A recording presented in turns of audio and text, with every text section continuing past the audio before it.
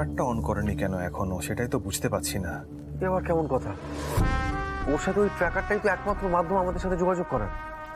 ওই ট্র্যাকারটা অন থাকলেই ফুলকি কোথায় যাচ্ছে না যাচ্ছে সেটা আমরা বুঝতে পারবো। যাওয়ার সময় ওর শরীরটা খুব একটা ভালো ছিল না, মাথা ঘুরে গেছিল জেলে বস্তিতে। সারাক্ষণ একটা ঘোরের মধ্যে আছে ফুলচুরিকে নিয়ে, যতক্ষণ না ওকে পাওয়া যাচ্ছে। ঔষধা প্লিজ আরেকবার ট্রাই করো না, একটু চেষ্টা করে দেখো না প্লিজ। না তমাল, এইভাবে তো হয় না। ট্র্যাকারটা অন হলে অটোমেটিক্যালি নোটিফিকেশন চলে আসবে আমার কাছে। ওকে বারবার করে আমি বললাম যে ট্র্যাকারটা অন করবে ফুলকি। এখন মরিঙ্গা দ্বীপে গিয়ে কোনো বিপদ আপদ হলো কিনা কে জানে। আচ্ছা অংশুদা, তুমি ফুলকিকে একটা খোঁজ দিয়েছিলে না মরিঙ্গা দ্বীপের একজন স্পাইয়ের? তিনি? হ্যাঁ, মৃত্যু।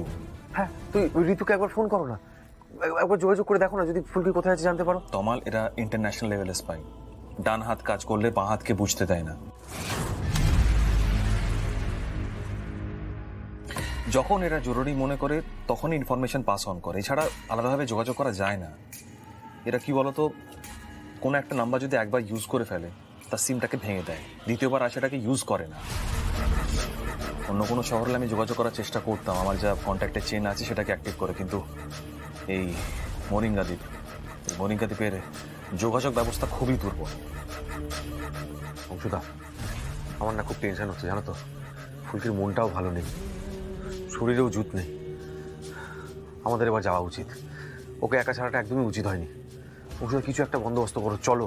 আমার কিন্তু ভালো ঠেকছে না, আমি বারবার বলছি তোমাকে। আমি বারবার ফুলকিকে বলেছিলাম তোমার এটার মধ্যে ঢোকার কোনো দরকার নেই, তুমি এখানে থাকো, যা ব্যবস্থা করার অংশুদা করবে। কিন্তু না, ফুলঝুরিকে না পাওয়া অবধি ওকে আটকানো যাচ্ছে না। গেল তো গেল। একটু ঠান্ডা হও তমাল, টেনশন করো না, টেনশন বন্ধ করো তোমরা। দেখো, এই মুহূর্তে আমরা কিছু করতে পারবো না। আমি যেটা বলছি সেটা ঠান্ডা মাথায় বোঝো। ওই দ্বীপে সিক্রেট কিছু কাজকর্ম হয়। সত্যি যদি মরিঙ্গা দ্বীপে বাচ্চাদের নিয়ে গিয়ে থাকে তাহলে নিশ্চয়ই এর পেছনে কোনো না কোনো উদ্দেশ্য তো আছে। আমরা গিয়ে আলাদা করে কিছু উদ্ধার করতে পারবো না, উল্টে হিতে বিপরীত হতে পারে। ওই মরিঙ্গা দ্বীপে যারা যারা অ্যান্টি সোশ্যালরা আছে তারা কিন্তু এক্সিট রুট জানে, 1000টা এক্সিট রুট জানে।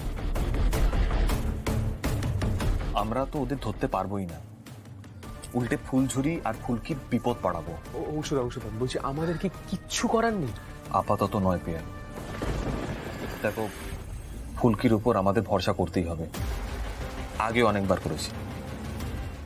জীবন অনিত্য, সংসার অনিত্য। জীবনের প্রতি ধাপে ধাপে রয়েছে হাজার হাজার বিপদ, প্রতি পদে পদে রয়েছে আঘাতের আশঙ্কা। সেই জন্যই তো আপনার কাছে ছুটে ছুটে আসি বাবা। মনে হয় পারলে আপনিই পারবেন এই বিপদ থেকে উদ্ধার করতে।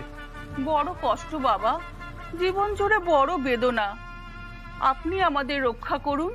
কি বলছিস কি মা? আমি তো নিমিত্ত মাত্র, আমি কেউ নই, আমি কেউ নই মা, আমি কেউ নই। আপনি আমাদের কাছে ভগবান আনন্দ বাবা। আত্মীয়রা পিঠে ছুরি মেরেছে আর আপনি পরম স্নেহে বুকে টেনে নিয়েছেন। বুকে টেনে নেওয়ার আমি কেউ নই, যিনি বুকে টেনে নেন তিনি হলেন ঈশ্বর, তিনি সর্বশক্তিমান। আয় আমরা এক কাজ করি, আমরা একসাথে তার কাছে নিজেকে আত্মসমর্পণ করি, তার কাছে নিজেকে সঁপে দিই আর তাকে বলি, আমার সাথে সাথে সবাই বল যে তুমি যে দুঃখ দিয়েছো সে দুঃখ তুমি হরণ করো, তুমি যে আঘাত দিয়েছো প্রভু সে আঘাত তুমি ভরিয়ে দাও। জয় আনন্দ বাবার জয়, জয় আনন্দ বাবার জয়, জয় আনন্দ বাবার জয়, জয় আনন্দ বাবার জয়, জয় আনন্দ বাবার জয়। জয় হোক, জয় হোক। চলো চলো, এখান থেকে সবাই চলো, বাবার যোগ সাধনার সময় হয়ে গেল।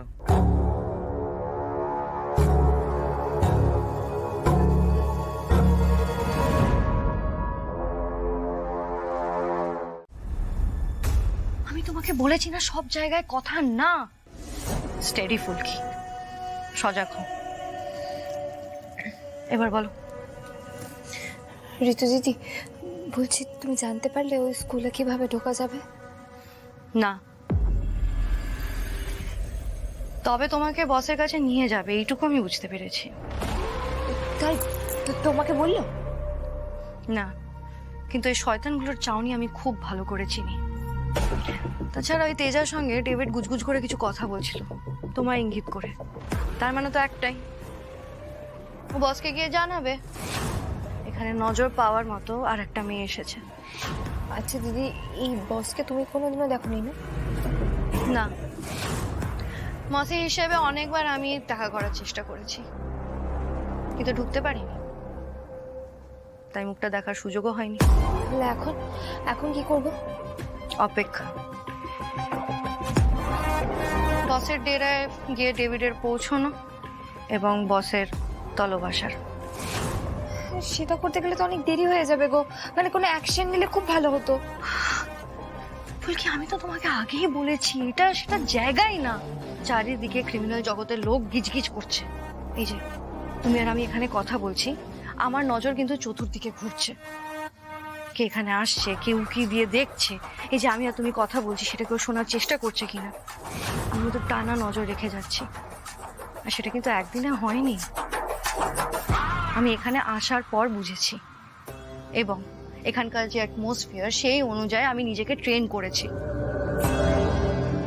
তাই এই মোরিঙ্গা দ্বীপে আমি আর তুমি একা কোনো অ্যাকশন নিলে কিছু হবে না।